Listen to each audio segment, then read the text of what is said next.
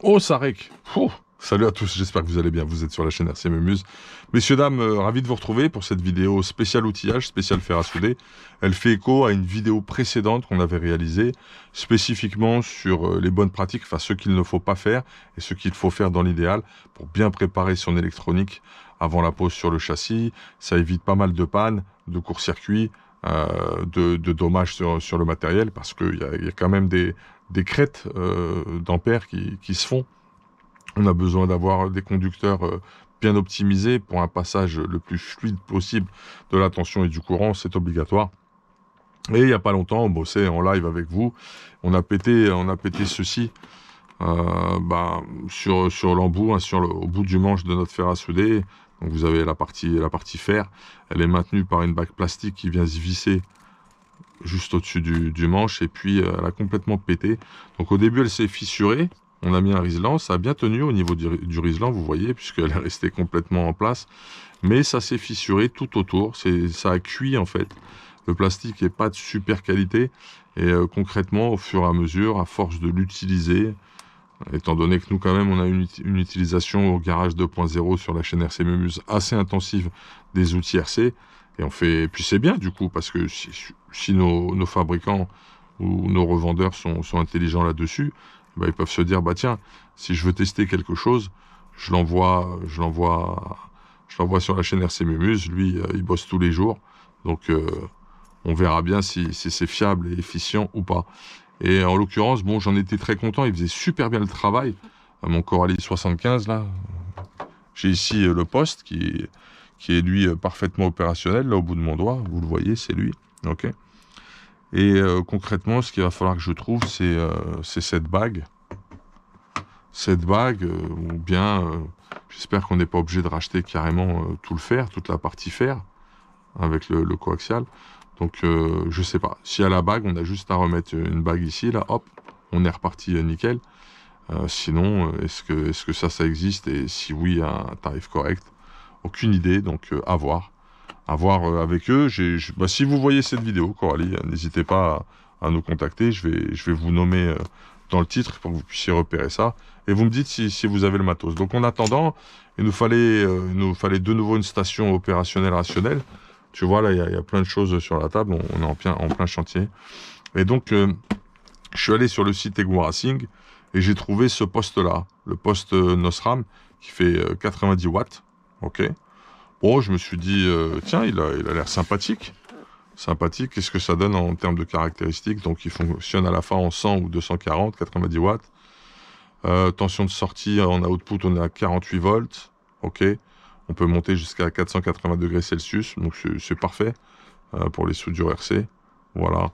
Le tout fait 1 kg, quand même, je vais peut-être pas le transporter. Tu vois, ça c'est la version atelier, quoi. Après, j'ai une version spéciale nomade, tu le sais, tu regardes la vidéo précédente sur comment bien réaliser ces soudures, et on te parle d'une solution nomade pas chère et efficace, c'est important. Donc, unboxing ensemble, s'il vous plaît, on va découvrir ce nouveau produit. On fait un peu de Nosram en ce moment. Ah, notice en français. Bon, t'as plein de notices, et puis t'en as une en français. Et ça, c'est magnifique. Ça, c'est super. Donc, notice en français, on se la met de côté. Là, on a la partie fer. Il est beaucoup plus court. On a une panne large. Je vois qu'on nous a mis une panne fine et une panne large. Donc, avantage déjà pour la solution de Nosram sur les choppes RC. Tu peux trouver d'autres fers à souder, peut-être à d'autres prix, bien entendu. Tiens, c'est marrant ça. On va voir ce que c'est. Donc, à toi de voir. Par contre, là, c'est bien livré. Éponge. Câble américain, prise anglaise ou américaine, et prise européenne. Donc, on va garder celle-ci. On va sortir le bloc et le socle de robot de l'ensemble. Ah oui, alors là tout de suite, super, parce qu'il est en fonte. Il est bien lourd. Je le trouve super bien réalisé. Chut.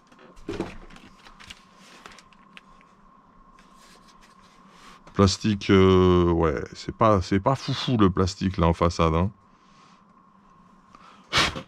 Mais ça va faire le travail, je pense. Mais globalement, elle est quand même jolie. C'est moins austère que... Non, si, elle est stylée. Il y a un fusible ici, ça c'est bien. Écoute, je sais pas si elle chauffera vite. Parce que ça, le poste Coralie, lui, il bombardait à la mise en route. Ça allait très très vite. Donc ça, on n'en veut pas. Ça, oui, on en veut. Alors, on a un bloc alim.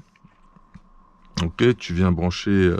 Ah, là c'est... Alors, petit avantage sur le Coralie, puisque c'était carrément un pas de vis avec une bague métal. Là, c'est plastique. Ça va être emboîté, décalé, clipsé. On va voir. Qualité de bouton, on est sur quelque chose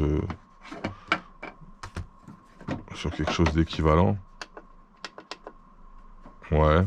Ok, donc tu vois là, c'était métal carrément. C'était bien sympathique. Ouais, il est plus compact et oh, question de goût. J'aime bien le design. Ce que j'aime beaucoup, c'est ça, c'est le socle. Parce qu'apparemment ici, je peux mettre différents types de pannes. Je peux glisser mon fer ici et c'est en fonte. Pardon. Excusez-moi. J'ai été courir ce matin, ça m'a retourné. Donc socle très sympa, éponge fournie, hop, super, génial. Alors qu'est-ce que c'est ça? Ça, j'ai pas compris le truc là.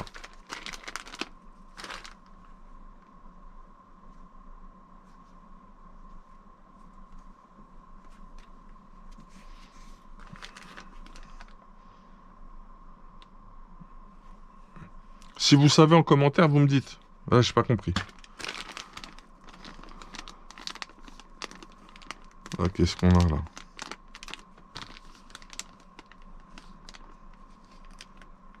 À mon avis, ça doit être pour faire la prise de terre avec ce qu'il y a derrière là. Ici. Ok. Très bien. Ok. Donc bonne protection électrique avec le fusible de l'outil. On va aller sur la partie fer, c'est super important. On va regarder la panne qui est livrée avec. C'est pas très esthétique, ça allait là-bas. On se saoulait. Bon bah ça c'est un câble d'alim. Hein.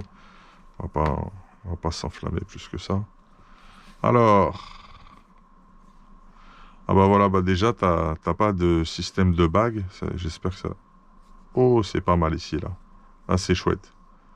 Ah c'est bien. T'en as juste une ici, donc on pourra faire un remplacement de câble si nécessaire. Bon, ce que j'ai trouvé un peu light par rapport à la version précédente, ça retourne là-bas, que l'on possède. Tu le rentres comment ça? Dans quel sens tu vas? Ok, et après tu tournes et t'es verrouillé. Ok, bon. Bon, ça va, ça le fait. Donc ça se branche comme ça, d'accord, très bien. La panne, donc celle-ci, elle est large. Hop, tu la tires, et après tu peux aller changer. Si tu veux, ils t'ont livré une plus fine. Moi, ça, c'est bien. Alors, il y a un sens. Attention, tu as un détrompeur.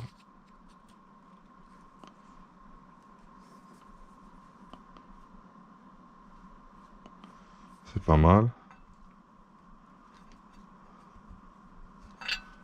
J'espère que ça va pas trop s'améliorer. Le grip est génial là autour.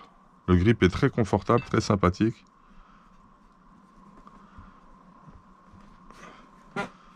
Ouais, c'est chouette. Ça me plaît. C'est bien. Donc voilà, tu laisses ça là comme ça à disposition. Tu changes.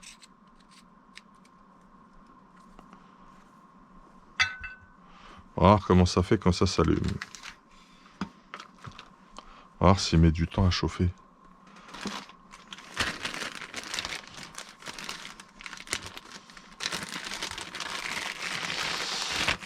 On va observer ça. Bon, ça c'est vilain. Ah. Petit écran bleu là, ça le fait là. Ça a son petit effet aussi. Ça me plaît. Ah, elle est mignonne cette station. Il est possible qu'elle fasse bien le travail. Oui, parce qu'on est parti en mode, je sais pas. Hein. Tu vois, on l'a vu, on l'a observé, on l'a reniflé, on a regardé 2-3 caractéristiques, on s'est dit, allez, ça va le faire. On l'a embarqué. Tiens, on va débrancher 2 secondes.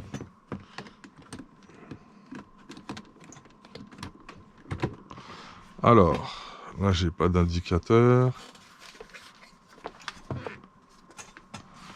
va se faire un petit essai vite fait. Oh! C'est nice. Ah, ça monte. Apparemment, je suis réglé. Oh! Oh, il est speed. Oh, c'est speed, les gars. Waouh! Oh, c'est une Formule 1, le truc. Là, j'augmente.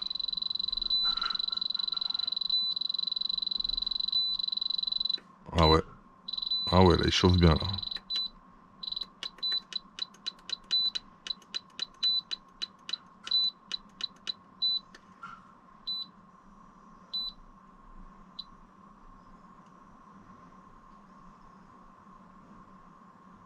Bah écoute, ma foi, pas mal du tout. Hein. Je sais pas ce que t'en penses. Fais voir un petit peu d'éteint, là. Par contre, j'ai pas d'éponge très propre.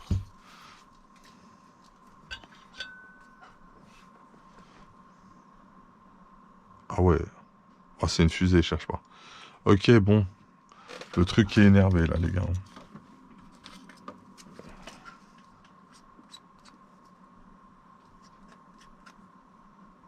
Très, très énervé.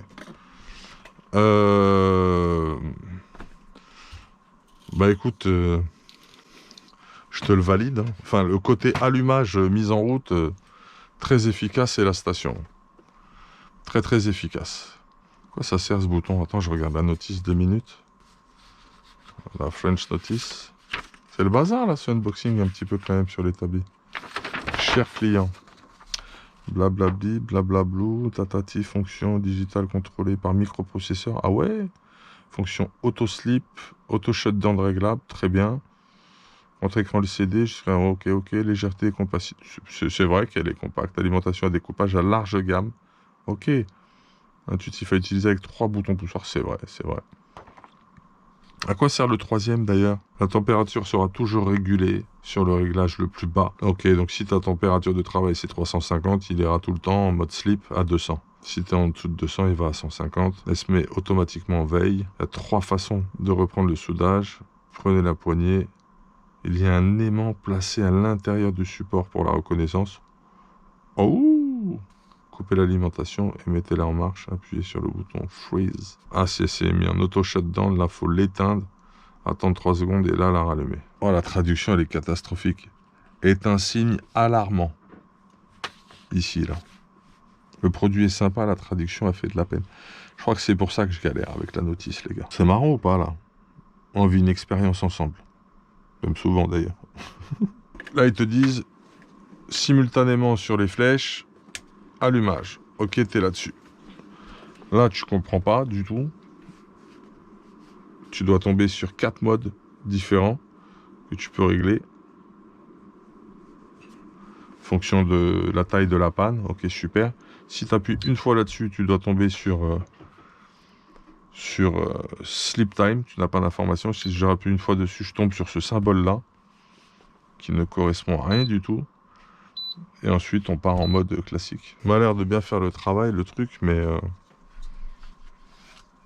par contre, entre la notice, ce qu'ils te disent de faire et ce qui se passe vraiment sur le boîtier, il semblerait qu'il y a une frontière. Très efficace. Hein. Vraiment efficace. Le fer est très efficace par contre. Par contre, je pense qu'on va se faire des petites soudures sympas avec ça, les gars. Ça va être très très sympa. Allez! On va mettre ça en place dans notre atelier.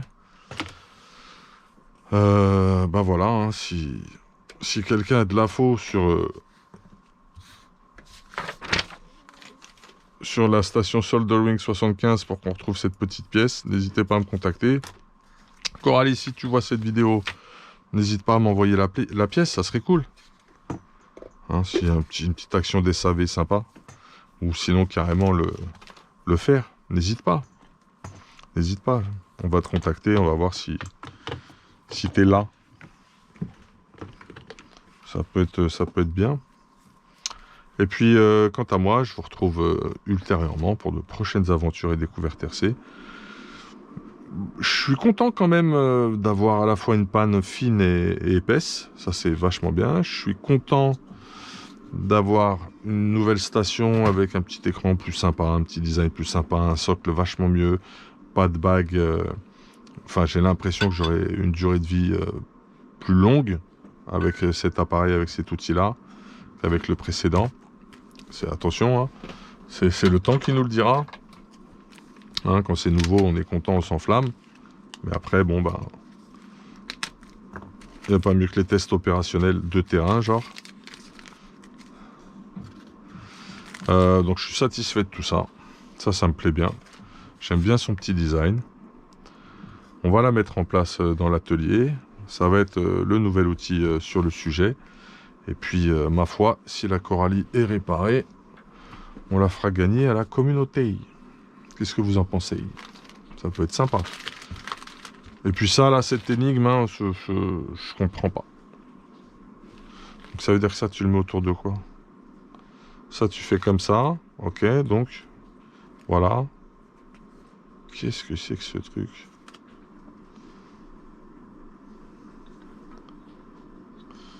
Non, là, je vais arrêter de chercher, là, parce que je crois que je suis en train de m'afficher. On ne comprend pas, là, le projet, là, avec ce truc. Je ne sais pas. Si vous avez des explications, n'hésitez pas. Allez, je vous laisse tranquille. C'était le petit Nosram Soldering Station High Power en découverte sur la chaîne. Et puis voilà. Big up, hey, ciao. Portez-vous bien.